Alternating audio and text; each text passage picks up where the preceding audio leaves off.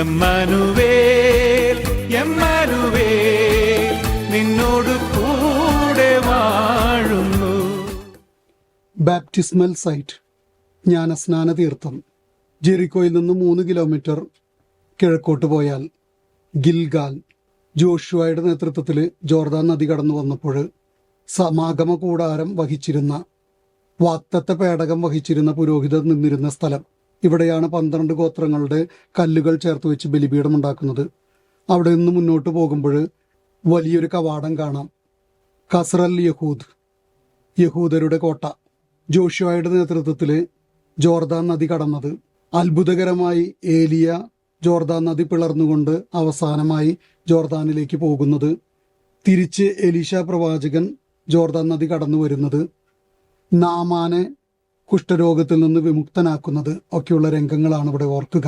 അവിടെ നിന്ന് മുന്നോട്ട് പോയി നദി എത്തുന്നതിനും 1 കിലോമീറ്റർ മുമ്പായി ഗ്രീക്ക് ഓർത്തഡോക്സുകാരുടെ ഒരു ദേവാലയം കാണാം. പ്രോദ്രമോസ് എന്നാണ് വിളിക്കുന്നത്. യോഹന്നാൻ മംദാനയെ വഴിയൊരുക്കുന്നവനായി ചിത്രീകരിക്കുന്ന ദേവാലയം. അവിടെ നിന്ന് മുന്നോട്ട് പോയാൽ ഈ നദീമുഖത്ത് ഫ്രാൻസിസ്കൻസ് തീർത്ത അഷ്ടഭുജ ദേവാലയവും അവിടെ നിന്ന് താഴോട്ട് ഇറങ്ങാനുള്ള പടികളും ഇന്ന് യഹൂദര് അതിനെ നവീകരിച്ച് തീർത്ഥാടകർക്ക് സന്ദർശന യോഗ്യമാക്കി മാറ്റിയിരിക്കുന്നു. 1967 യുദ്ധത്തിന് ശേഷം ഇത് നോമാൻസ് ലാൻഡ് ആയിരുന്നു. വർഷത്തിലൊരിക്കൽ ഫ്രാൻസിസ്കൻസ് ഈ മൃതം നവീകരിക്കുവാനായിട്ട് അങ്ങോട്ട് കടന്നു ചെല്ലുന്നു. ഈ ജോർദാൻ നദിയിൽ മുങ്ങിക്കുളിക്കുമ്പോൾ വെള്ള വസ്ത്രങ്ങളാണ് ധരിക്കുക. ഈ വെള്ള വസ്ത്രം അവരവരുടെ ശവസംസ്കാരത്തിന് വേണ്ടി അവർ മാറ്റിവെക്കാറുണ്ടായിരുന്നു.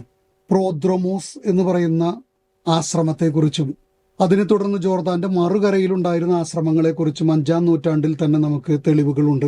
മരിയ എജിത്സിയാന എന്ന് പറയുന്ന വിശുദ്ധ ഇവിടെ വന്നിട്ടാണ് മാനസാന്തരപ്പെടുന്നതും ജോർദാൻ നദി കടന്ന് അപ്പുറത്ത് തപസ്സ ജീവിതം നയിച്ചുകൊണ്ട് മരിക്കുന്നതും.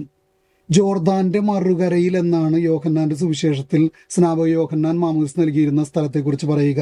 1994 ജോർദാൻ ഇസ്രായേൽ സമാധാന സന്ധിക്ക് ശേഷം പ്രിൻസ് ഗാത്സിയും പിച്ചിറില്ലയും ചേർന്ന് അവിടെ എക്സ്കവേഷൻസ് നടത്തുന്നു. പഴയ ദേവാലയങ്ങളുടെ അവശിഷ്ടങ്ങളൊക്കെ കണ്ടെത്തുന്നു. അവിടെ വാദി കാരാർ എന്ന് പറയുന്ന ഒരു ഉറവ, ഈ ഉറവ ശുദ്ധജലത്തിന്റെ ഉറവയാണ്. യോഹന്നാൻ മാമോദീസ നൽകിയതിനടുത്ത് ഒത്തിരി ജലമുണ്ടായിരുന്നു. ഈ ശുദ്ധജലത്തിലായിരുന്നിരിക്കാം അദ്ദേഹം മാമോദീസ നൽകിയിരുന്നത് എന്നാണ് അനുമാനം. ഇതിനോട് ചേർന്നുള്ളത് ഏലിയായുടെ കുന്നാണ്. ഈ കുന്നിന്റെ മുകളിൽ നിന്നാണ് ഏലിയ പ്രവാചകൻ സ്വർഗത്തിലേക്ക് എടുക്കപ്പെടുന്നത്. അതിനു മുകളിൽ 5-ാം നൂറ്റാണ്ടിലെ ആശ്രമവും ദേവാലയവും കുളവും കണ്ടെത്തിയിട്ടുണ്ട്. അതിന് താഴെ ഈ ഉറവയ്ക്ക് ചുറ്റുമായിട്ട് ഒത്തിരി ദേവാലയങ്ങളുടെ അവശിഷ്ടങ്ങൾ, അതുപോലെ തന്നെ വലിയ ഒരു കുരിശാകൃതിയിലുള്ള കുളം, മാമോദീസ കുളം അവിടെയുണ്ട്. ഇതെല്ലാം നമ്മെ ഓർമ്മിപ്പിക്കുക, കർത്താവിൻ്റെ മാമോദീസ നടന്നിരിക്കാനുള്ള സാധ്യതയുള്ള ഒരിടം അത് ജോർദാനിലാണെന്ന് ഒത്തിരി പേർ പറയുന്നു. ഇല്ലെങ്കിൽ ജോർദാൻ നദിയുടെ മെയിൻ സ്ട്രീമിൽ തന്നെയാണെന്ന് മറ്റുള്ളവർ വിശ്വസിക്കുന്നു.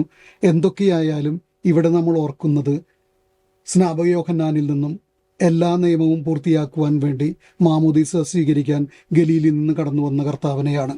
മാമോദീസ എന്ന് പറയുമ്പോൾ ജോർദാന്റെ മറുകരയിൽ നിന്ന് ജോഷുവയുടെ നേതൃത്വത്തിൽ ഇസ്രായേൽക്കാർ കടന്നു വന്നത് ഓർക്കുക.